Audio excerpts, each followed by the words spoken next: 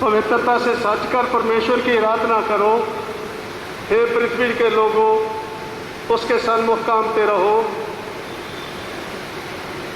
निश्चय इस स्थान में प्रभु है। ये स्थान तो परमेश्वर के भवन को छोड़ और कुछ नहीं हो सकता, वरना ये स्वर्ग का द्वार ही होगा। आइए हम धन्यवाद और उसकी महिमा करते हुए उसकी स्तुति के लिए गीत गाएं। गीत संख्या 6 नंबर गीत का।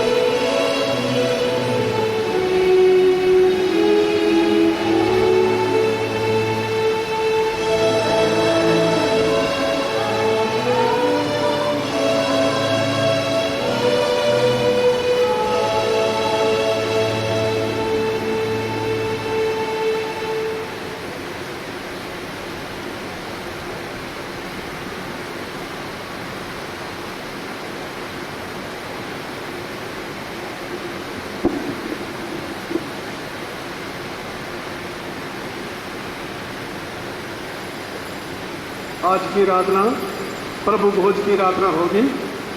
प्रभु भोज की विधि जो हमारी किताब में है इसको फॉलो करेंगे। सेक्शन नंबर 3 से शुरू करते हैं अपनी आराधना को। हमारे प्रभु यीशु ख्रीस्त का अनुग्रह, परमेश्वर का प्रेम और पवित्र आत्मा की सहभागिता तुम सबके साथ रहे और आपके साथ भी रहे। सेक्शन नंबर 4 और 5। हे सर्वशक्तिमान परमेश्वर, तेरे सन्मुख सबके हृदय खुले हैं, तू सबके अभिलाषाओं को जानता है और तुझसे कोई भी भेद छुपा हुआ नहीं है। अपने पवित्र आत्मा की प्रेरणा से हमारे हृदय के विचारों को शुद्ध कर, ताकि हम तुझसे पूर्ण रूप से प्रेम करें और योग्य रीति से तेरे पवित्र नाम की स्तुति करें, हमारे प्रभु यीशु ख्रीस्त के द्वारा। आमीन। स्वर्ग में परमेश्वर की महिमा और पृथ्वी पर उसके लोगों को शांति। हे प्रभु परमेश्वर, स्वर्गिक राजा, सर्वशक्तिमान पिता परमेश्वर, हम तेरी आराधना करते, तुझको धन्यवाद देते और तेरी महिमा के कारण तेरी स्तुति करते हैं। हे प्रभु यीशु ख्रीस्त, परमेश्वर पिता के इकलौते पुत्र, हे प्रभु परमेश्वर, हे परमेश्वर के मेमने, तू जगत का पाप उठा ले जाता है। हम पर दया कर, तू पिता की दाहिनी और विराजमान है।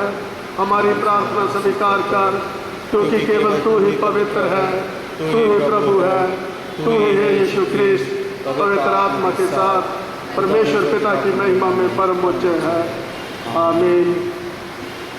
सर्वशक्तिमान हमारे दयावान प्रभु पिता परमेश्वर, आज का ये शुभ दिन, पवित्र दिन आपने बनाया और हमें अवसर दिया कि हम इस दिन में प्रभु पिता परमेश्वर आपकी महिमा और स्तुति करें और आपकी आशीषें जो आपने हमारे जीवन में दी हैं उनका आनंद ले सकें और आपका धन्यवाद करें।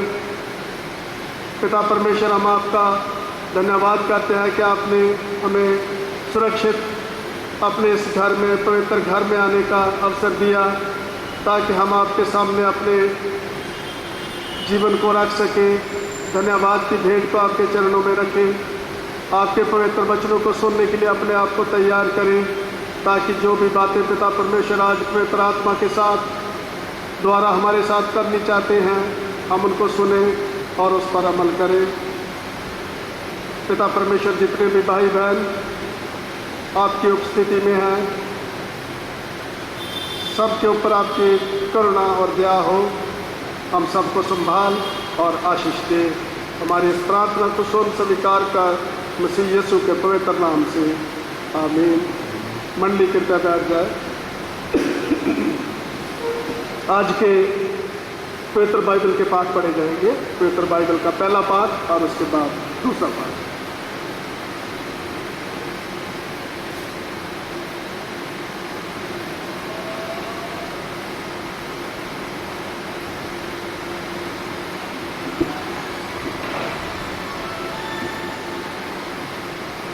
आज का पहला पाठ यशाया 32 अध्याय 3 से 6 और 10 पद। 35 अध्याय 3 से 6 और 10 पद। दिलों हाथों को दृढ़ करो और थरथराते हुए घुटनों पर स्थिर करो। घबराने वाले से कहो, शिखाफ बांधो, मत डरो। देखो, तुम्हारा परमेश्वर बदला लेने और प्रतिफल देने को आ रहा है। हाँ, परमेश्वर आकर तुम्हारा उद्धार करेगा। तब अंधों को आंखों खुल जाएगी और बहरों को कान भी खुल जाएंगे। तब लंगड़ा हरीन के सी चौकड़ियाँ भरेगा और गूंगे अपनी जीभ से जय जयकार करेगा, क्योंकि जंगल में जल से सोते फूट निकलेंगे और मरुभूमि से नदियाँ बहने लगेंगी। यहोवा के छुड़ाए हुए लोग लौटकर जय जयकार करते हुए सियोन में आएंगे और उनके सिर पर सदा का आनंद होगा। वह हर्ष और आनंद पाएगा और शोक और लंबी सांस को लेना जाता रहेगा। यह परमेश्वर का वचन है।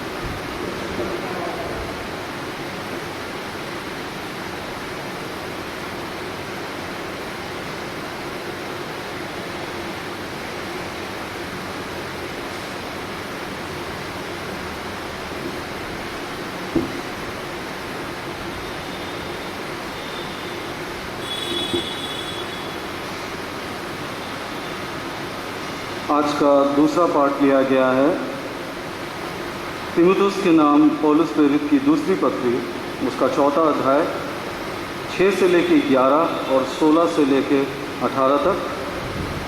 तीमुथियुस के नाम पौलुस प्रेरित की दूसरी पत्री, उसका 4था अध्याय 6 से लेके 11 और 16 से लेके 18 पद तक। क्योंकि अब मैं अर्क के समान उंडेला जाता हूँ और मेरे कूच का समय आ पहुँचा है। मैं अच्छी कुश्ती लड़ चुका हूँ, मैंने अपनी दौड़ पूरी कर ली है, मैंने विश्वास की रखवाली की है। भविष्य में मेरे लिए धर्म का वह मुकुट रखा हुआ है जिसे प्रभु जो धर्मी और न्यायी है मुझे उस दिन देगा, और मुझे ही नहीं वरन उन सब को भी जो उसके प्रकट होने को प्रिय जानते हैं।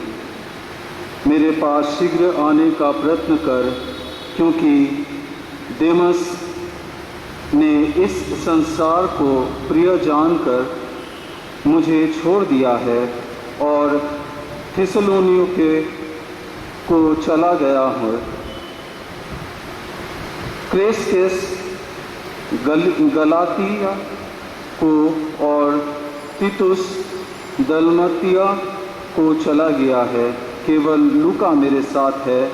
मरकुस को लेकर चला आ, क्योंकि सेवा के लिए वह मेरा बहुत काम का है। मेरे पहले प्रतिवाद के समय किसी ने भी मेरा साथ नहीं दिया, वरन सब ने मुझे छोड़ दिया था। भला हो कि इसका उनको लेखा देना न पड़े, परंतु प्रभु मेरा सहायक रहा और मुझे सामर्थ्य दी, ताकि मेरा द्वारा पूरा पूरा प्रचार हो और सब अन्य जातियाँ सुन ले कि सिंह के मुंह से छुड़ाया गया, और प्रभु मुझे हर एक बुरे काम से छुड़ाएगा और अपने स्वर्गीय राज्य में सुरक्षित पहुंचाएगा। उसी की महिमा युगानुयुग होती रहे। आमीन। ये परमेश्वर का वचन है।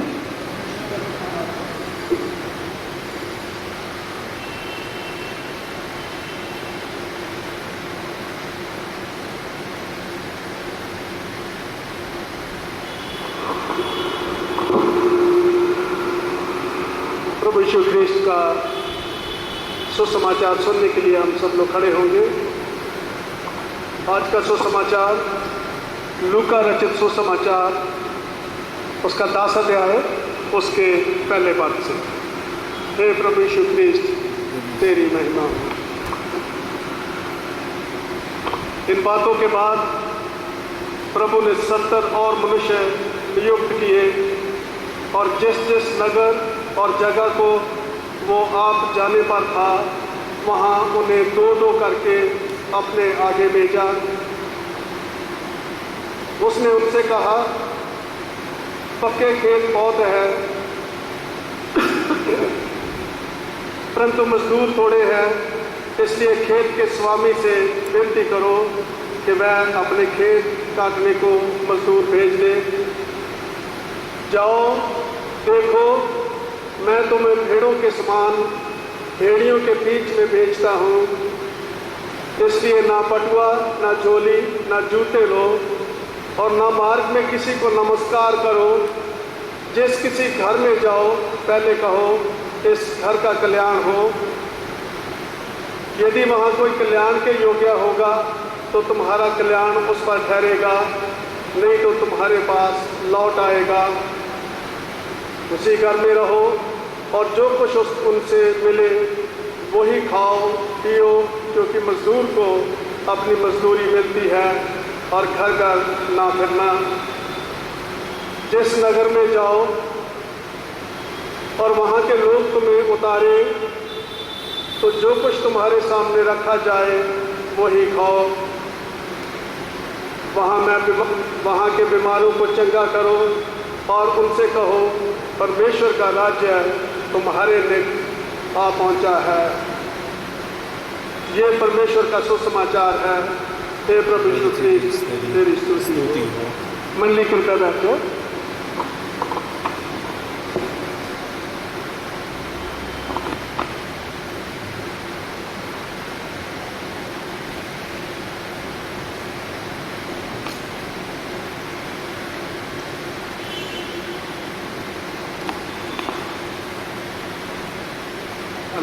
हेलो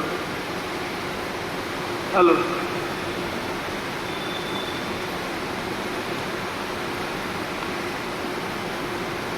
प्रार्थना करेंगे।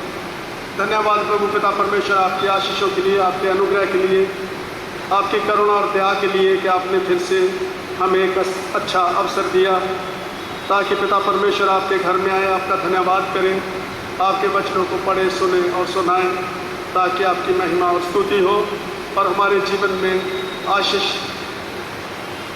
से भर जाए और हम आपकी सेवा के लिए अपने आप को तैयार करें और आपकी जो भी योजना हमारे जीवन से है उसको पूरा कर सके। पिता परमेश्वर इस समय को आपके पवित्र हाथों में देते हैं, हम सब के साथ हैं और हमारी रक्षा कर हमें आशीष दे, मसीह यीशु के नाम से आमीन।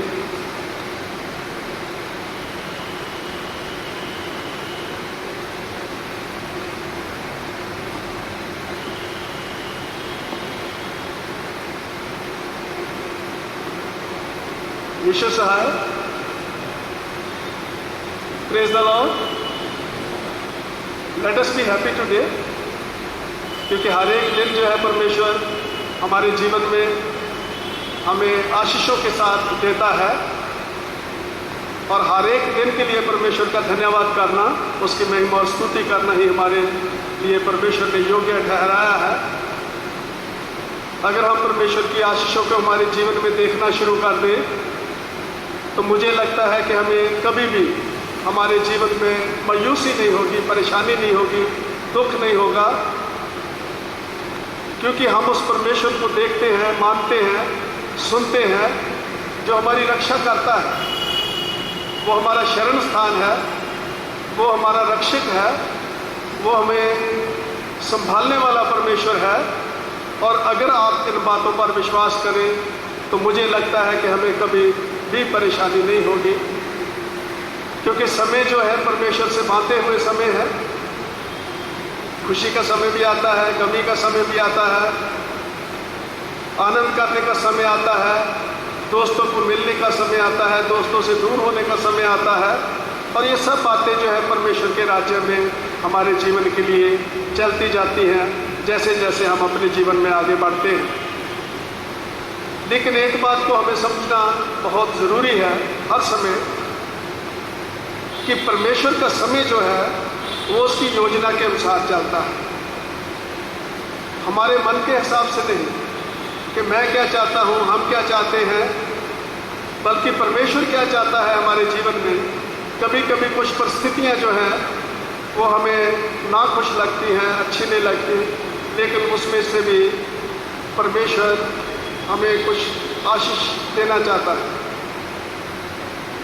हमें परमेश्वर को देखना है कि वो हमारे जीवन से क्या चाहते हैं। अगर हम इस पर मनन करना शुरू कर दें तो बहुत सी बातें जो है प्रभु की वो हमारे मन में आएंगी और प्रभु का आत्मा हमें सिखाएगा कि हमको क्या करना है। क्योंकि प्रेरितों के काम उसका पहला अध्याय उसके 8 पद में लिखा हुआ है कि जब वो पवित्र आत्मा तुम पर आएगा तो वो तुम्हें सब कुछ बता देगा कि तुमको अपने जीवन में क्या करना है और तुम सामर्थ पाओगे। उसमें लिखा है जब परमेश्वर का आत्मा तुम्हारे जीवन में आएगा तो तुम सामर्थ पाओगे और सामर्थ पाने के बाद तुम मेरे गवाह होगे। जैसे हम आशीषों की बात करते हैं, उसकी गवाही देना, प्रभु के बारे में बताना कि वो कैसा प्रभु है और उसने कैसे कैसे कार्य हमारे जीवन में किए हैं, उसको भी दूसरों को बताना बहुत ज़रूरी है। भजन संहिता उसका 96 अध्याय उसके पहले पद से ही लिखा हुआ है कि यहोवा के लिए एक नया गीत गाओ, हे सारी पृथ्वी के लोगों, यहोवा के लिए गाओ, यहोवा के लिए गाओ और उसके नाम को धन्यवाद कहो। दिन प्रतिदिन उसके किए हुए उद्धार का सुसमाचार सुनाते रहो। ये मेरे लिए और आप सबके लिए भी ज़रूरी है। जो प्रभु कहते हैं और जो भजन संहिता लिखने वाला कहता है कि दिन प्रतिदिन उसके किए हुए उद्धार का सुसमाचार सुनाते रहो। अन्य जातियों में उसकी महिमा का और देश देश के लोगों में उसके आश्चर्य कर्मों का वर्णन करो। आपको और मुझे अपने जीवन में देखना है कि हमारे जीवन में कैसे कैसे आश्चर्य काम परमेश्वर ने किए हैं। क्या आज मैं जो कुछ भी हूँ, क्या आज मेरे पास जो कुछ भी है, क्या मैं इसके योग्य था और आज हूँ? अगर नहीं समझता तो ये सब कुछ आप बात मानेंगे ये परमेश्वर का दिया हुआ वरदान है, उसकी नेमत है, उसकी आशीष है, उसकी करुणा और दया है हमारे जीवन के लिए। और जब इस बात को मान लेते हैं तो हमारे जीवन में एक नम्रता का जीवन बन जाता है। आज जिस बात के ऊपर हम थोड़ा सा ध्यान करेंगे वो है प्रभु यीशु मसीह की सेवकाई। और इसके साथ साथ आज का दिन जो है, जो लूका परमेश्वर का सेवक जो एक फरीसी था, यहूदी नहीं था, उसको परमेश्वर ने बुला लिया, चुन लिया और उसके ऊपर परमेश्वर का रहम हुआ, तरस हुआ, उसका ग्रेस करना, दया उसके जीवन में आई और उसने अपना जीवन प्रभु की सेवा के लिए दे दिया।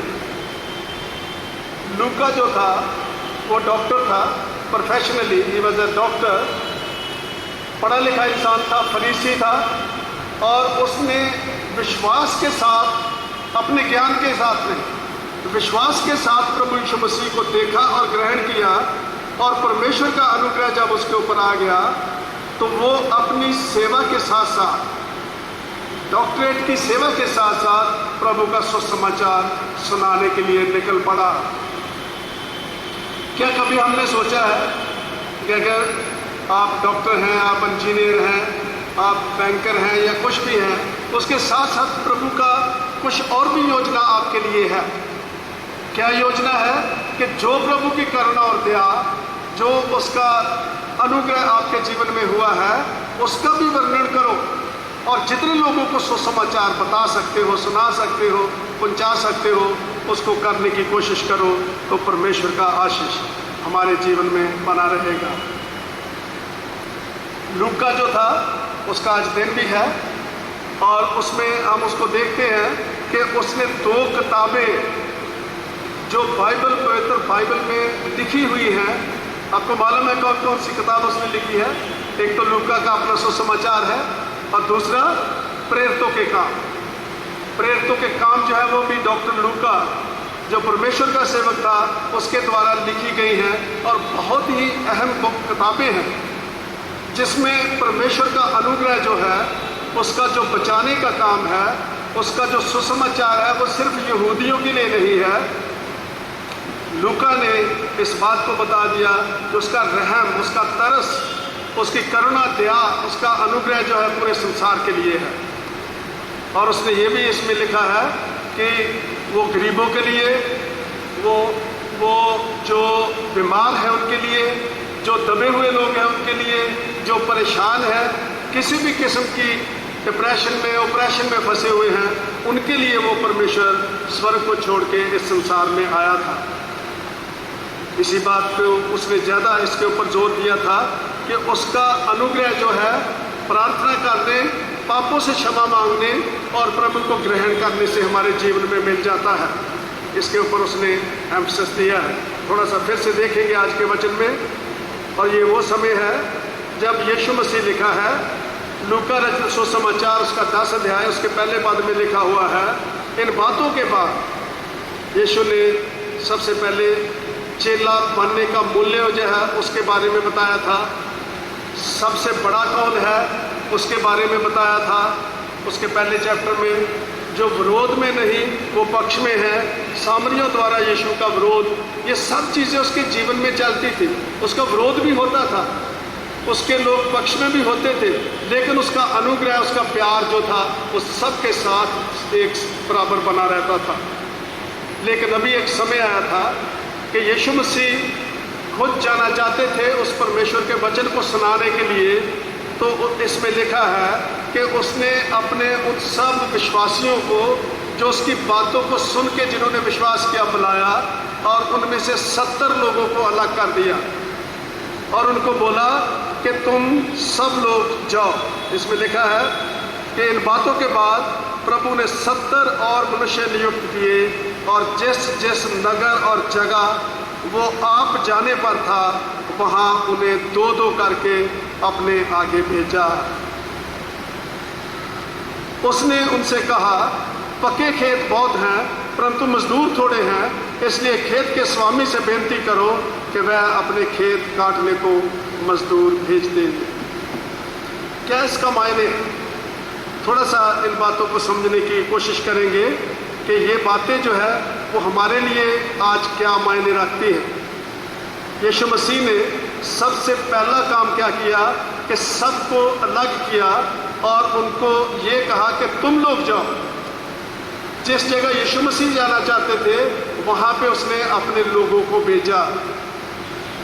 आज यीशु मसीह जो है वो अपने इस बॉडी के साथ, संसार के बॉडी के साथ हमारे बीच में नहीं है, लेकिन उसने अपने वचन जो है हमें दे के एक मिशन भी दिया, कमीशन कर दिया, जिसको हम मत्ती उसका 28 अध्याय उसके 20 पद से 16 से 20 पद तक पढ़ते हैं। उसमें लिखा है, जाओ और सब कौमों को मेरा सुसमाचार सुनाओ और जो मुझ पर विश्वास करें उनको पिता, पुत्र और पवित्र आत्मा के नाम पर बपतिस्मा दो। सब कौमों के पास जाओ, सब लोगों के पास जाओ, उनको परमेश्वर के प्यार के बारे में बताओ कि वो परमेश्वर आपको बचाना चाहता है, आप पर अनुग्रह दे करना चाहता है, आपकी इच्छा को पूरा करना चाहता है।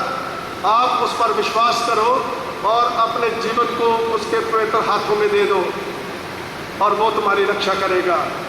अगर कोई विश्वास करता है तो सबसे पहली रिस्पॉन्सिबिलिटी बनती है कि जो कुछ आपने प्रभु यीशु मसीह से अनुग्रह से पाया है उसका वर्णन करो।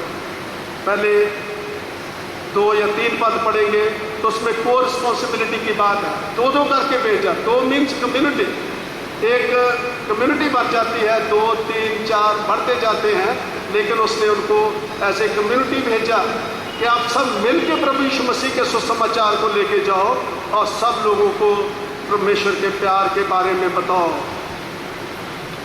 ये मिशन जो थी, जो उनको दी गई थी, वो डिफ़िकल्ट थी, मुश्किल थी, क्योंकि आगे जाके आप देखेंगे तो उसमें लिखा हुआ है, 4 पद से पढ़ेंगे तो उसमें लिखा है कि तुम चिंता मत करना कि तुम्हारे पास क्या है, ना बटुआ लो, ना झोली लो, ना जूते, ना मार्ग में किसी को नमस्कार करो, और जिस जिस घर में जाओ पहले कहो कि इस घर की सलामती हो, इसका घर का कल्याण हो। हमें आशीष देने के लिए लोगों को उनकी सलामती, उनका कल्याण करने के लिए परमेश्वर बाहर भेजता है। लेकिन ये कौन है जिनको भेजता है प्रभु परमेश्वर? क्या ये सिर्फ वो पादरी साहबान हैं या बिशप है या कोई और पास्टर्स हैं? मैं ये समझता हूँ कि ये हमारी सबकी रिस्पॉन्सिबिलिटी है। हम सबको प्रभु ने चुना है और हमें उसने भेजा है कि तुम जाओ, क्योंकि तुम मेरी भेड़ें हो, तुम मेरे मानने वाले हो, तुम मेरे वफादार लोग हो, तुमने मुझे ग्रहण किया है, मेरा अनुग्रह का हाथ तुम्हारे ऊपर आ गया है और तुम मेरी भेड़ें हो। लेकिन फिर वो कहते हैं 3 पद में कि जाओ, देखो मैं तुम्हें भेड़ों के समान भेड़ियों के बीच में भेजता हूँ। ये बहुत बड़ी बात लिखती है। भेड़ भेड़िए का मुकाबला नहीं कर सकती।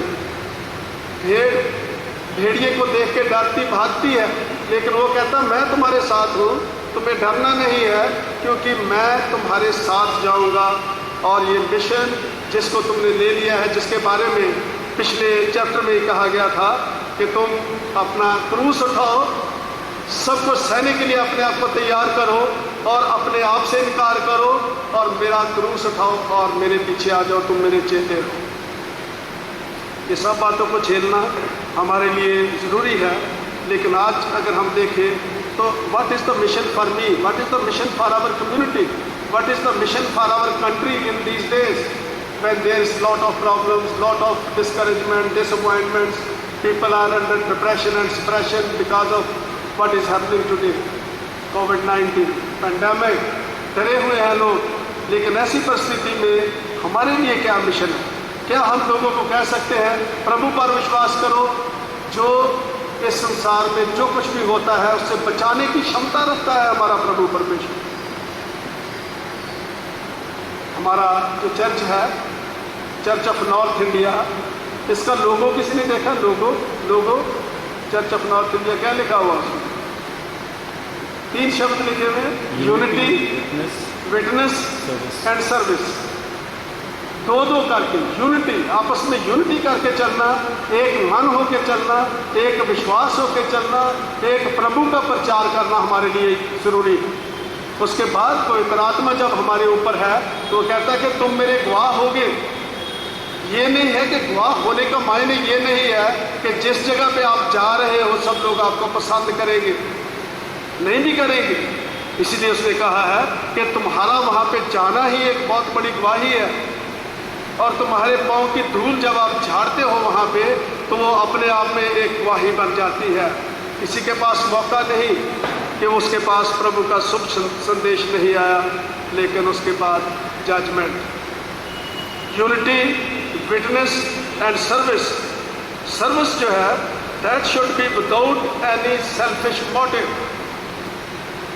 और इससे भी नहीं है कि कौन बड़ा है कौन छोटा है। जब सर्विस में है रिस्पॉन्सिबिलिटीज अलग हो सकती हैं, लेकिन सेवा जो है वो बराबर है सबकी। इसलिए आपको याद होगा ये इवन जब इंडिपेंडेंस से पहले भी जो आर्मीज थी या फॉरेन आर्मीज थी, क्योंकि कई कंटोनमेंट चर्चेस में भी मुझे सेवा करने का अवसर मिला था, लेकिन वहाँ पे जो भी जितने बड़े आर्मी के ऑफिसर आते थे उनके लिए ये ऑर्डर था कि जब वो चर्च के अंदर प्रवेश करें तो एक तो उनका रैंक जो है उनके यहाँ नहीं लगा होना चाहिए, उसको उतार के वो अपनी पॉकेट में डालें, और दूसरा उनकी जो राइफल, बंदूक या पिस्टल उनके पास होता था उसकी जगह बनी होती थी, वहाँ उसको छोड़ के आना होता था उनको। इसका मायने ये था कि जब आप चर्च में हो तो आपका कोई रैंक नहीं है, आप बड़े नहीं हो छोटे नहीं हो, सब लोग बराबर हैं और हमारा सबका प्रभु एक है। Unity, witness, service. प्रेरितों के काम उसका 13वां अध्याय उसके 47वें पद में लिखा हुआ है कि I have made your light to the Gentiles, to the nations, that you may bring salvation to the ends of the earth. कहते हैं कि मैंने तुम्हें रोशनी बना दिया है, तुमने उस रोशनी को, लाइट को ग्रहण किया है, परमेश्वर को ग्रहण किया है जिसने अंधेरे को मिटा दिया, और वही रोशनी हमारे जीवन में आती है। तो कहता है you are the light of the world, और इसी से ही आप परमेश्वर के सुसमाचार को और उसके मुक्ति के, उसके उद्धार के काम को पूरी दुनिया में फैलाओगे। इसलिए लिखा हुआ है फसल पकी हुई, खेत बहुत ज़्यादा है लेकिन मजदूर कम है। किस खेत की बात है? खेत ये नहीं है जो आप पैडी का खेत है या गेहूं का खेत है, उसकी बात नहीं है, ये इंसानों की बात है। बहुत ज़्यादा लोग जो है रेडी हैं, उनका मन जो है व्याकुल है, वो शांति पाना चाहते हैं, लेकिन उनको शांति का सुसमाचार कौन सुनाएगा? खुशी का सुसमाचार, उद्धार का सुसमाचार उसके लोग जिन्होंने उसको ग्रहण किया है वो उसको सुनाएंगे। इसलिए लिखा हुआ है कि you are the light of the world. आपको सब जेंटाइल्स में, Gentiles means non Christians, non Jews जिसको आप कह सकते हैं, उनके पास जाके उस प्रभु का सुसमाचार सुनाना है। पहली है रिस्पॉन्सिबिलिटी, और इसके लिए मिशन जो है वो डिफ़िकल्ट है, डेंजरस है, फिर भी हमको जाना है। दूसरी बात इसमें हॉस्पिटैलिटी की भी कही गई है 4 और 6 पद में कि जिस घर में जाओ और आप चिंता ना करो, और जिस घर में भी जाओ उसका कल्याण मांगो, और जो कुछ भी वो तुम्हें तुम्हारी सेवा करे उसको ग्रहण करो और उनको प्रभु की आशीष दो। तीसरी बात 7वें पद में इसमें लिखी हुई है उसी घर में रहो और जो कुछ उनसे मिले वही खाओ पियो, क्योंकि मजदूर को अपनी मजदूरी मिलनी चाहिए, घर घर ना फिरना। मजदूर, हम जो काम करते हैं प्रभु की उसमें आशीष मिलती है। जो भी आप काम करते हैं, सेवकाई का काम करते हैं, जो भी काम करते हैं उसको आपकी मजदूरी मिलती है।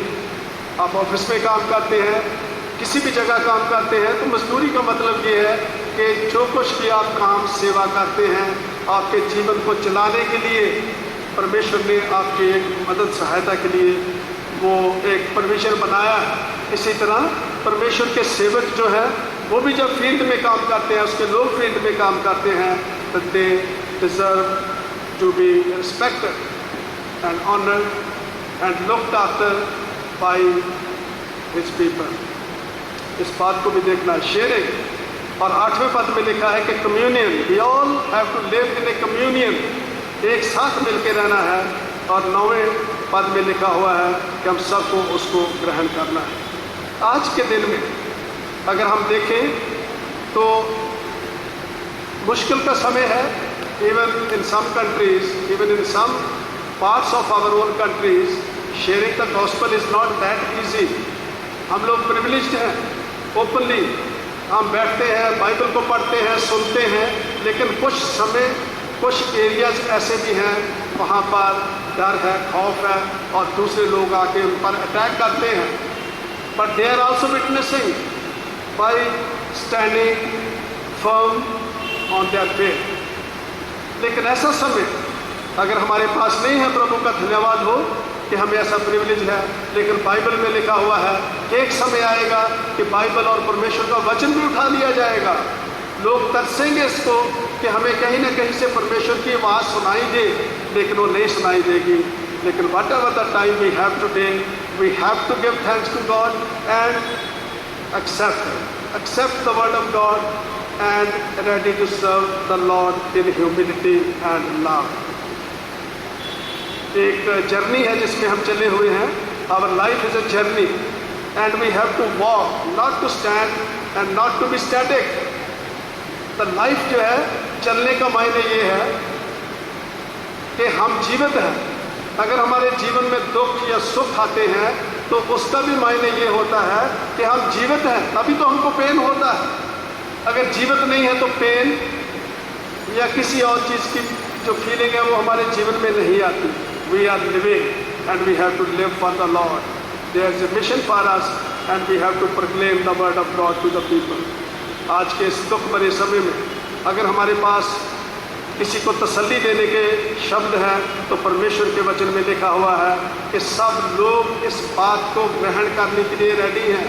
जिनको कहीं से कोई ऐसी आवाज़ मिले, कहीं से कोई आए और उनके लिए प्रार्थना करे और वो लोग जो हैं उनको थोड़ा सुकून मिले, उनको शांति मिले, उनको पीस मिले और वो पीस उसके लोगों के द्वारा पहुँचेगी। आज आप और मैं परमेश्वर के द्वारा चुने हुए लोग हैं। आइए हम इस बात का प्रण करें कि हे प्रभु, जो भी सेवा तूने मुझे दी है, जो भी आप चाहते हैं कि मैं आपकी सेवा करूं, एजुकेशन के द्वारा, ऑफिस में बैठने के द्वारा, लोगों को मिलने के द्वारा, संडे को किसी के घर में जाके प्रार्थना करने या किसी के दुख सुख में उसकी सुधि लेने के द्वारा आपका सुसमाचार कर सकूं। प्रभु की सेवा करने के बहुत से तरीके हैं। एक ही नहीं है कि चर्च में खड़े होकर प्रचार करना। आप किसी के घर में जाके उसके दुख में आप शामिल होते हैं, वो भी आपकी एक सेवा है। आप किसी के लिए घर बैठ के प्रार्थना करते हैं, वो भी आपकी एक सेवा है। आप किसी के दुख में उसकी सहायता मदद करते हैं, वो भी एक सेवा है। और हमको समझना है कि प्रभु की इच्छा मेरे जीवन के लिए क्या है। प्रभु की योजना हम सब के लिए है। वो कहता है कि I know the plans I have for you, not to harm you but to bless you and give you a better future. ये परमेश्वर का वायदा है हमारे लिए साथ। वो कहते हैं मैं जानता हूँ कि तुम्हारे जीवन के लिए मेरे पास योजना है। उसने सबके लिए योजना बनाई हुई है, लेकिन वो योजना को समझने के लिए हमें घुटनों पर आना होगा, प्रार्थना करनी होगी, उसके वचन पढ़ने होंगे, तब हमारा वो मार्गदर्शन करेगा। प्रभु करे कि हम सब लोग जो भी कहीं भी प्रभु के सुसमाचार को बता सकते हैं, जिससे किसी को शांति मिले, इत्मीनान मिले या उसके जीवन में थोड़ा सा बढ़ोतरी हो, और वो काम हम करने के लिए प्रभु ने बुलाया है। आइए हम नम्रता और दीनता के साथ प्रभु के चरणों में झुके और अपने जीवन को फिर से रीडेडिकेट करें, फिर से दें प्रभु को कि प्रभु मैं भी उन सत्तर की तरह आपकी सेवा के लिए जाने के लिए तैयार हूँ। मुझे शक्ति, सामर्थ और मेरी अगुवाई करें। आइए हम प्रार्थना। दयावान प्रभु, आज के शुभ दिन के लिए, पवित्र दिन के लिए आपका धन्यवाद करते हैं। आपके सब बच्चों के लिए, अपने भाई और बहनों के लिए जो आज प्रभु पिता परमेश्वर आपकी आराधना उपासना करने के लिए आपके चरणों में आए हैं, हम में से हर एक के जीवन में आपने बहुत सी आशीषें दी हैं। हमको प्रभु को देखना है, उसके अनुग्रहकारी हाथ को जो उसने हमारे ऊपर रखा हुआ है उसको देखना है, विश्वास करना है और उसका प्रचार करना और उसकी गवाही देनी है। पिता परमेश्वर, हमारी प्रार्थना है कि हमारी मंडली में हर एक के ऊपर आपका अनुग्रह हो, हर परिवार में सुख शांति हो, सब लोग प्रभु को प्यार करें ताकि उसकी सेवा में निकल पड़े और बहुत से लोगों को परमेश्वर के राज्य में प्रवेश करने के लिए सही रास्ता बता सके। दयावान प्रभु, हम सब पर आपका रहम और करुणा हो, हमारी रक्षा कर और हमें अपनी सेवा के लिए इस्तेमाल कर। हमारी इस प्रार्थना को सुन, स्वीकार कर, हमारे प्रभु यीशु ख्रीस्ट के पवित्र नाम से, आमीन।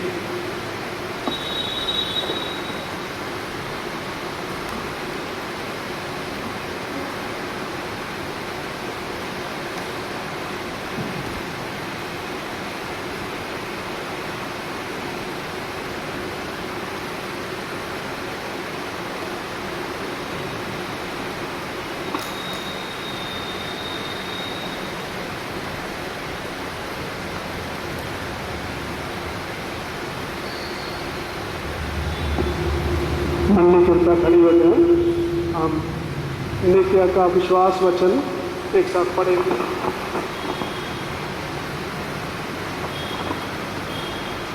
हम एक परमेश्वर सर्वशक्तिमान पिता पर विश्वास करते हैं, वह स्वर्ग और पृथ्वी और समस्त दृश्य और अदृश्य वस्तुओं का करता है। हम एक प्रभु यीशु ख्रीस्त पर विश्वास करते हैं, वह परमेश्वर का इकलौता पुत्र, सर्व से उत्पन्न, परमेश्वर से परमेश्वर, ज्योति से ज्योति, सत्य परमेश्वर से परमेश्वर, कृत है, उसका और पिता का तत्व एक है। उसके द्वारा सब वस्तुएं बनी, वह मनुष्यों के लिए और हमारे उद्धार के निमित्त वह स्वर्ग से उतर रखवारी से जन्मा और मनुष्य बना। पैंतुस पिलातुस के शासन में वह हमारे लिए क्रूस पर चढ़ाया गया। उसने दुख भोगा, वह मरा और गाड़ा गया। पवित्र आत्मा के कथन के अनुसार वह तीसरे दिन जी उठा, वह स्वर्ग पर चढ़ गया और पिता की दाहिनी ओर विराजमान है। वह जीवित और मृतकों का न्याय करने के लिए महिमा के साथ फिर आएगा और उसके राज्य का कभी अंत ना होगा। हम पवित्र आत्मा पर विश्वास करते हैं, वह प्रभु और जीवन दाता है। वह पिता और पुत्र से निकलता है, पिता और पुत्र के साथ उसकी आराधना और स्तुति की जाती है। वह नबियों के द्वारा बोला। हम एक पवित्र सर्वलोकक और प्रेरित कलीसिया पर विश्वास करते हैं। हम पापों की क्षमा के लिए एक बपतिस्मे को मानते हैं। हम मृतकों के पुनरुत्थान की और आने वाले युग के जीवन की प्रतीक्षा करते हैं। आमीन। मंडली कृपया बैठ लें।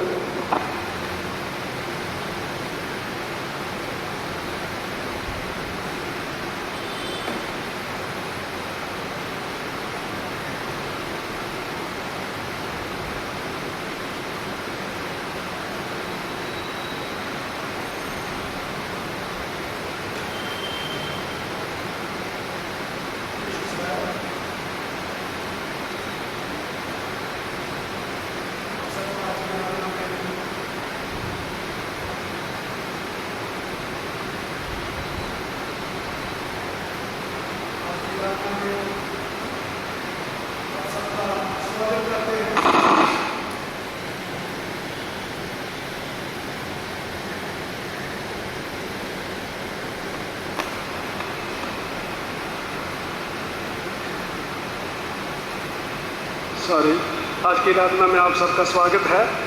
सबको प्रभु यीशु मसीह आशीष दे और आने वाला हफ्ता हम सब के लिए बहुत ही आशीषों से भरा हुआ हफ्ता हो। हम प्रभु की महिमा और स्तुति करें। लास्ट संडे, पिछले संडे को ऑफरिंग जो कलेक्ट हुई थी 8,240 रुपये और धन्यवाद की भेंट 1,000 रुपये, कुल मिला के 9,240 रुपये परमेश्वर के चरणों में लाए गए। नवंबर में हम सब जानते हैं कि 1 नवंबर को ऑल सोल्स डे मनाया जाता है और 2 नवंबर को ऑल सेंट्स डे। और बहुत से लोग यहाँ पर जो हमारी मंडली के लोग हैं वो भी ग्रेवयार्ड में जाते हैं और बहुत से लोग वापस अपने घर जाते हैं, रांची में भी जाते हैं, ताकि प्रभु का धन्यवाद करके अपने प्रियजनों के लिए प्रभु का धन्यवाद कर सकें। लेकिन इस ऑल सेंट्स डे और ऑल सोल्स डे को हमारे बिशप ने हमें नोटिस भेजा है कि आप सब लोग जा सकते हैं जो जाना चाहें, लेकिन उसके लिए गाइडलाइंस दी गई हैं। सबसे पहली बात, आप सबको मास्क पहन के वहाँ जाना होगा। हैंड सैनिटाइज के लिए वहाँ पे लोग होंगे जो करवाएंगे और भीड़ में नहीं जाएंगे। और चौथी बात उसमें लिखी हुई है कि वहाँ का जो स्टाफ है, पुलिस है, उसके साथ कोऑपरेट करेंगे। ये सब बातें हैं, हम इनको पहले से जानते हैं, लेकिन फिर से चर्च का, बिशप का या प्रेसबिटर्स का आपको याद कराना ज़रूरी होता है। आप लोग जाएं, आराम से जाएं, वहाँ जाके प्रार्थना करें, प्रभु का धन्यवाद दें अपने परिजनों के लिए जिनके साथ रहने से संसार में आपको प्यार मिला, और आने वाले समय में उम्मीद के साथ वहाँ जाके लोग प्रार्थनाएं करते हैं। तो इन सब बातों को आप याद रखें, आपको याद दिलाते रहेंगे, अभी समय है तो इस बात को भी याद रखें। आने वाले हफ्ते में जिनके जन्मदिन होंगे, बर्थडेज होंगे, उनके नाम पढ़ूंगा, फिर उनके लिए प्रार्थना करेंगे। 18 आज का दिन जो है, अनमोल भेंगरा, आपका बर्थडे आज, और नितिन जोएल भेंगरा, उनका भी 18 को ही है। 19 को निलिश सैमुअल, 20 को हर्षित हौरो, 21 को बारबरा तिर्की। ये 5 लोगों का बर्थडे आने वाले हफ्ते में आएगा। आज से लेकर हम इन सब के लिए प्रभु से प्रार्थना करेंगे कि प्रभु इनको आशीष दे, ताकि आने वाला साल भी आशीषों से भरा हुआ, शांति और प्रभु के अनुग्रह से भरा हुआ साल आए। आइए हम प्रार्थना करें।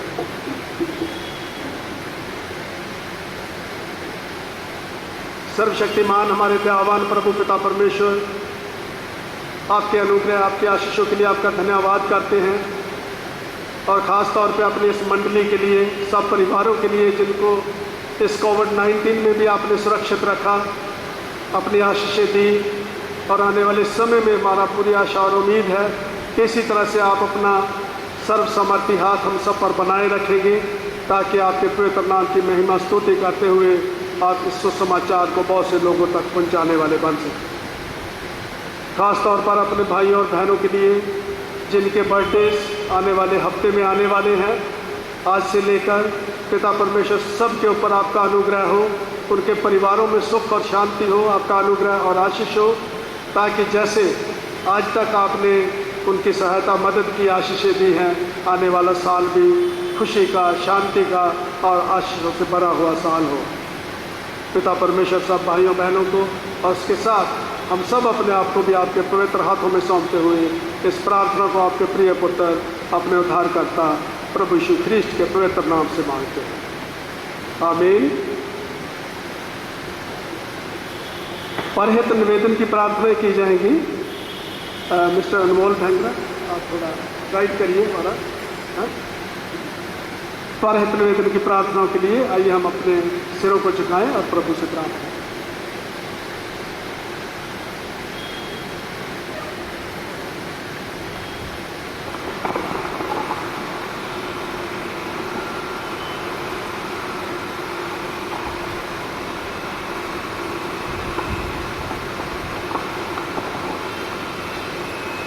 हम समस्त मानव जाति के लिए प्रार्थना करें और अपनी प्रार्थनाओं को प्रभु यीशु ख्रीष्ट के निरंतर निवेदन के साथ साथ अर्पित करें। हे दया पिता, हम प्रार्थना करते हैं कि समस्त संसार में न्याय और शांति स्थापित हो और प्रत्येक व्यक्ति भरपूर जीवन प्राप्त करे। हे दयावान प्रभु, उन सब लोगों के लिए जो इस नगर में रहते हैं, उन सब बातों को दूर करने के लिए जिनसे आपसी फूट और झगड़े होते हैं, और हमारे देश में सच्ची एकता की बढ़ती के लिए हे दयावान प्रभु, उन सब लोगों के लिए जो कृषि उद्योग अथवा व्यापार में लगे हुए हैं, सब मजदूरों और कारीगरों के लिए, और उन सब के लिए भी जो अपनी सेवा से हमारी आवश्यकताओं की पूर्ति करते हैं। हे दयावान प्रभु, अध्यापकों और छात्रों, वैज्ञानिकों, लेखकों और कलाकारों, और उन सब व्यक्तियों के लिए जो अन्य लोगों के विचारों और भावनाओं को प्रभावित करते हैं। हे दयावान प्रभु, उन सब लोगों के लिए जो दुखी हैं, बेरोजगार हैं, भूखे प्यासे हैं, दरिद्र और दलित हैं, बीमार और मरणासन हैं, और उन सब व्यक्तियों के लिए जो ऐसे लोगों की सेवा और सहायता करते हैं। हे दयावान प्रभु, हमारे तथा अन्य देशों के सब शासकों के लिए, विशेषकर हमारे राष्ट्रपति, प्रधानमंत्री, इस राज्य के राज्यपाल और मुख्यमंत्री, और उनके लिए भी जो लोगों पर किसी प्रकार का अधिकार रखते हैं। हे दयावान प्रभु, संपूर्ण मसीह समाज की एकता और मेल मिलाप के लिए और समस्त संसार में उनकी गवाही और सेवा कार्य के लिए, हे दयावान प्रभु, भारत में तेरी समस्त कलीसिया के लिए उसकी प्रसिद्ध हो, तथा वो विशेषकर हमारे धर्माचार्य, दक्षिण भारत कलीसिया के प्रमुख धर्माचार्य और मरसुमा कलीसिया के मेट्रोपॉलिटन और हमारे बिशप और हमारे पुरोहित और तेरी कलीसिया के सब अन्य धर्म सेवकों के लिए कि वे सच्चाई और लगन से तेरी सेवा करें। हे दयावान प्रभु, यह वर दे कि तेरे उन सब भक्तों के साथ जिन्होंने अपने जीवन में तेरी निष्ठापूर्वक सेवा की है, हम भी तेरे राज्य के नित्य आनंद में सहभागी हो सके। हे दयावान प्रभु, एक साथ, हे स्वर्गीय पिता, अपने राज्य को सिर प्रकट कर और हमारी प्रार्थनाओं को सुन। हम तेरे पुत्र, अपने प्रभु और उद्धारकर्ता यीशु मसीह के नाम से यह मांगते हैं। आमीन।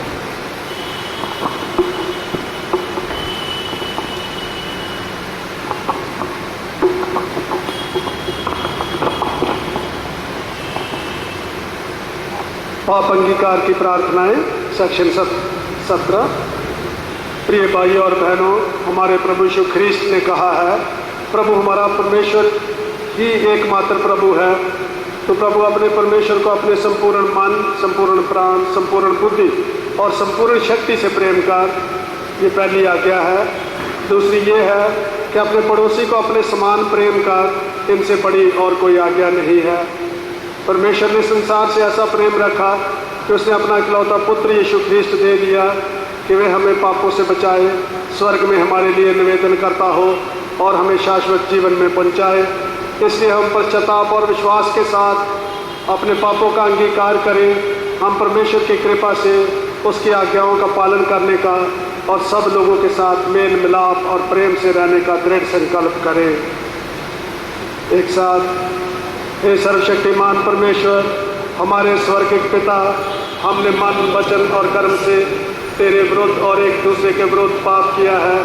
हमने अपनी अज्ञानता और दुर्बलता के कारण और जानबूझकर भी बुराई की है और भलाई करने में असफल रहे हैं। इन सब पापों के लिए हम सचमुच खेदित हैं और अंतःकरण से पश्चाताप करते हैं। तेरे पुत्र यीशु ख्रीस्त ने हमारे लिए अपने प्राण दिए, उसी के कारण हमने जो पाप किए हैं उनको क्षमा कर और यह वर दे कि विश्व में हम न्याय जीवन पाकर सदा तेरी सेवा करें, ताकि तेरे पवित्र नाम की महिमा हो। आमीन। सर्वशक्तिमान परमेश्वर उन सबको क्षमा करता है जो एक दूसरे को क्षमा करते और सच्चा पश्चाताप करते हैं। वो तुम पर दया करे, तुम्हारे सब पापों को क्षमा करे और उनसे तुमको छुटकारा दे, सब भले कामों में तुम्हें स्थिर और सबल करे और शाश्वत जीवन में बनाए रखे, हमारे प्रभु यीशु ख्रीस्त के द्वारा। आमीन। परमेश्वर का धन्यवाद हो। मंडली कृपया खड़ी हो जाएं शांति अभिवादन के लिए।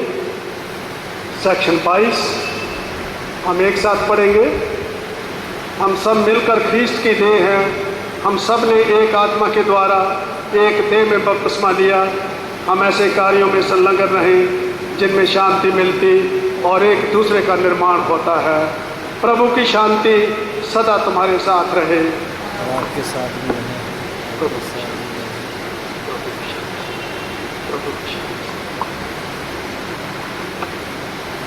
आइए हम अपनी भेंट प्रभु के चरणों में लाएं। गीत गाएंगे, गीत संख्या 129, 129।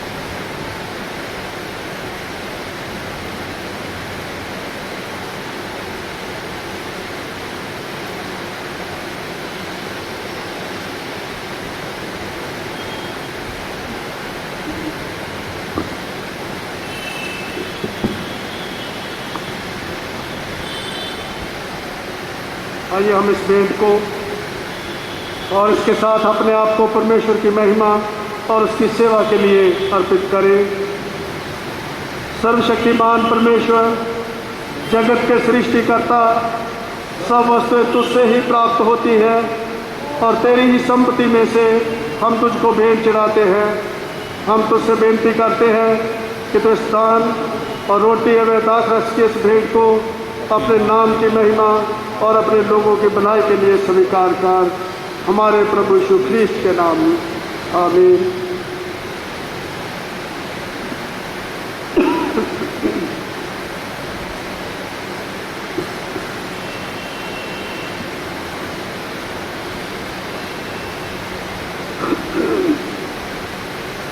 प्रभु यहाँ उपस्थित है, उसका आत्मा हमारे साथ है।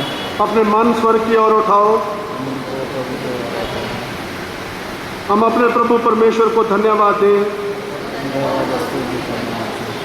ये पवित्र पिता, स्वर्गिक राजा, सर्वशक्तिमान और सदा जीवित परमेश्वर, ये उच्चति नहीं वरना हमारा कर्तव्य और आनंद भी है कि हम हर समय और हर जगह तेरे इकलौते पुत्र हमारे उद्धारकर्ता यीशु ख्रीस्त के द्वारा धन्यवाद दें और तेरी स्तुति करें। वही तेरा सत्य और जीवित वचन है। उसी के द्वारा तूने आदि से सब वस्तुओं की सृष्टि की और हमें अपने स्वरूप में बनाया।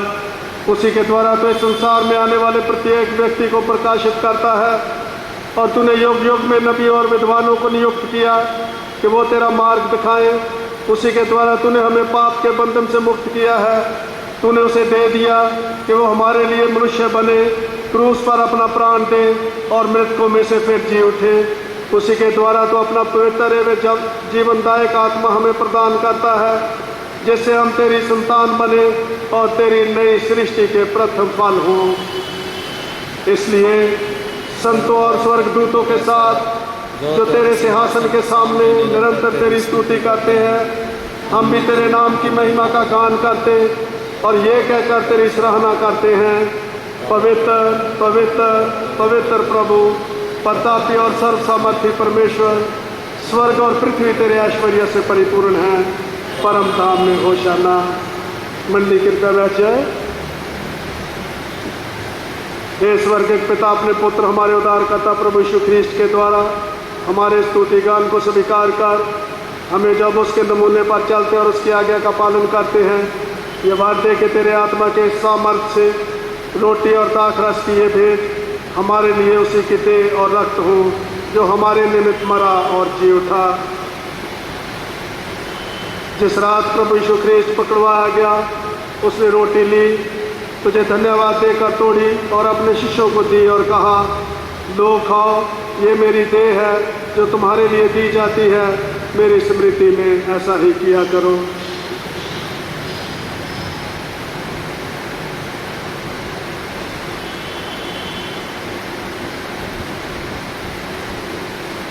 इसी प्रकार भोजन के उपरांत उसने कटोरा लिया और तुझे धन्यवाद देकर उनको दिया और कहा, तुम सब इसमें से पियो, क्योंकि ये नई वाचा का मेरा रक्त है जो तुम्हारे और बहुतों की पाप क्षमा के निमित्त बहाया जाता है।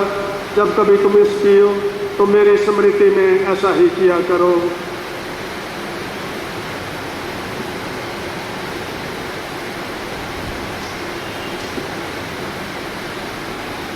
इसलिए हे स्वर्गिक पिता, उसी की स्मृति में हम इस रोटी और दाखरस को पृथक करते हैं।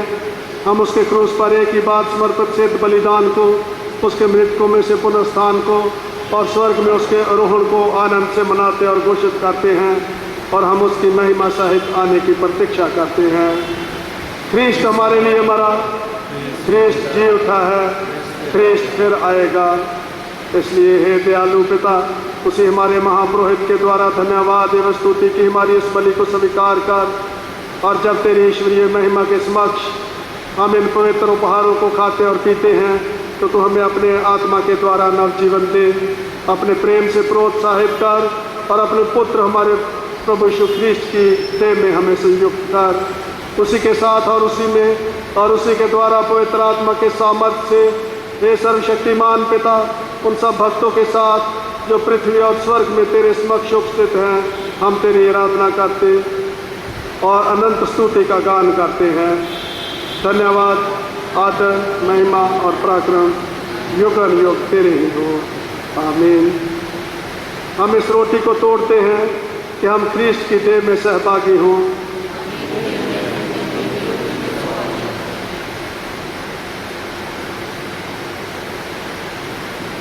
हम इस कटोरे के द्वारा जिस पर हम आशीष मांगते हैं ख्रीस्त के रक्त में सहभागी हैं।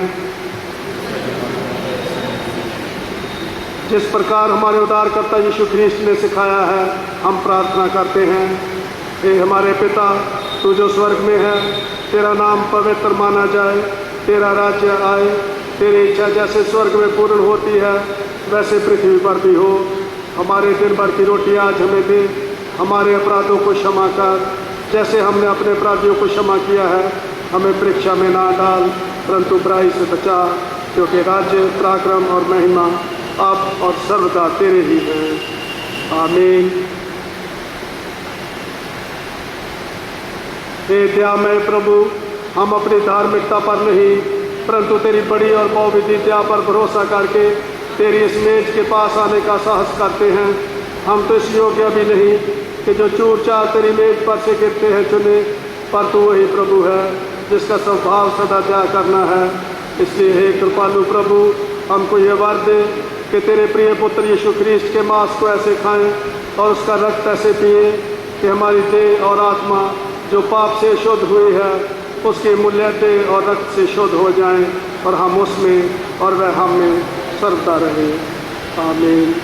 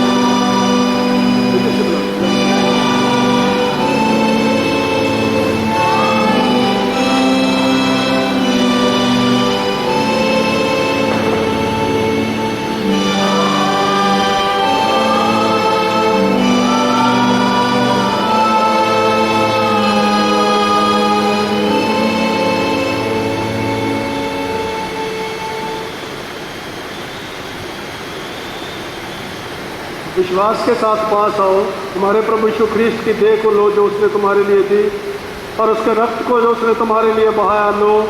स्मरण करो कि यीशु मसीह तुम्हारे लिए मरा और धन्यवाद करते हुए हृदय में ख्रीस्त को विश्वास से खाओ। आमीन। कृपया जो प्रभु भोज लेना चाहते हैं आगे आ जाए, थोड़ा सा सोशल डिस्टेंसिंग रखें और प्रभु भोज को ग्रहण करें।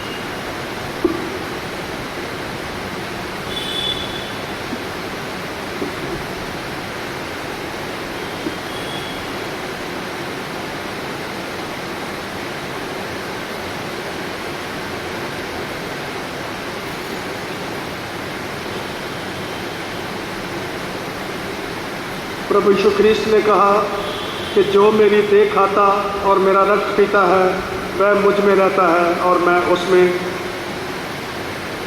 प्रभु यीशु ख्रीस्त ने कहा, मैं दाखलता हूँ और तुम शाखाएं हो। जो मुझ में रहता है और मैं उसमें, वह बहुत फलता है, क्योंकि मुझसे अलग रहकर तुम कुछ नहीं कर सकते।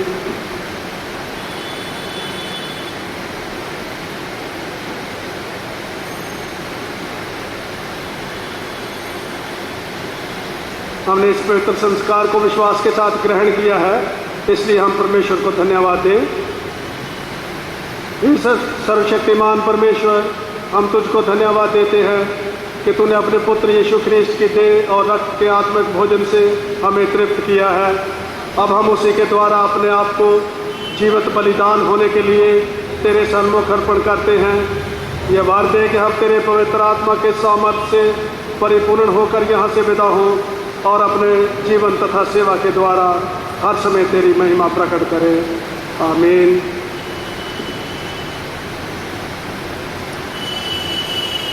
परमेश्वर की शांति जो सारी समझ से परे है, परमेश्वर के और उसके पुत्र हमारे प्रभु यीशु ख्रीस्त के ज्ञान और प्रेम में तुम्हारे हृदय और विचारों को सुरक्षित रखे। और सर्वशक्तिमान परमेश्वर पिता, पुत्र और पवित्र आत्मा की आशीष तुम पर हो और तुम्हारे साथ सर्वदा रहे।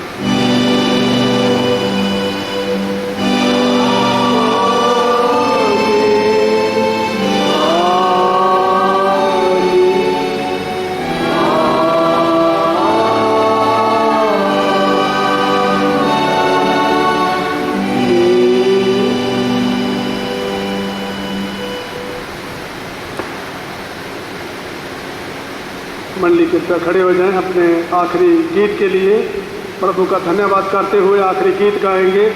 गीत संख्या 150।